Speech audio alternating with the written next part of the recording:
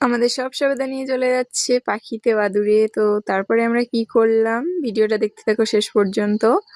তো আমাদের এই ধানটা পুরো মাটিতে নুয়ে পড়েছে, তাই দাদু তো এখানে কেটে দিচ্ছে ধানগুলো।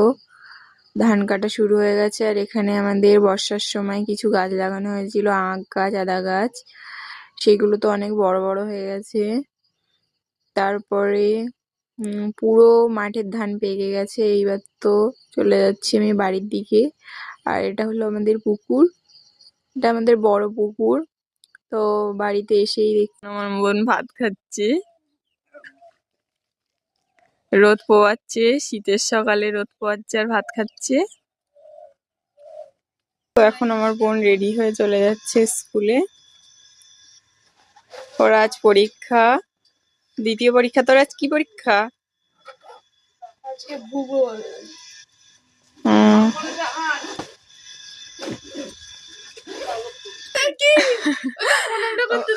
ভালোভাবে পরীক্ষা দিবি, প্রণাম করতে হবে না।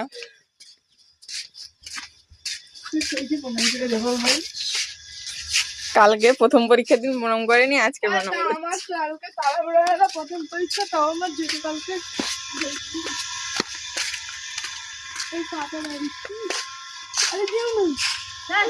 আমার বোন আমার কেটিএমটা নিয়ে বেরিয়ে যাচ্ছে স্কুলের দিকে।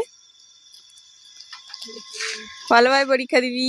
তো আমার সাইকেলটা আমি মজা করেই বললাম যে ওটা কেটিএম, ওটা আগে আমার ছিল, এখন চালাই। গোবর দেওয়া হচ্ছে, মাই যে জল তুলতে গেছে, সবেদা পড়া হবে। তো আমি ঝাঁকা নিয়ে যাচ্ছি গাছে। আজ আমাদের সবেদা পড়া হবে, দেখেছো কতটা গাছে ভর্তি সবেদা হয়েছে। পাখিতে সব ফেলে দিচ্ছে, দেখো। এইবার পাড়া হবে সব সবেদা গাছের থেকে।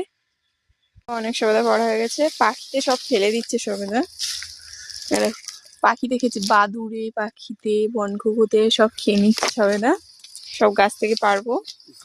আর এই পুকুরের দিকে দেখো অনেক সবেদা হয়ে আছে, এইগুলো পারলে সব জলে পড়বে। তারপরে এই যে কঞ্চির মাথায় এই যে বাতা বেঁধেছি, এবার আমি সবেদা পারবো আকর্ষি বাতা দিয়ে।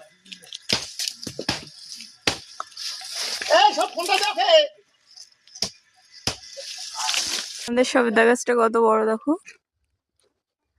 আর উপরে দেখো শুধু সবেদার সাইজ গুলো কত বড় বড়, ভিডিওতে অল্প দেখালেও ভীষণ বড় বড় সাইজ।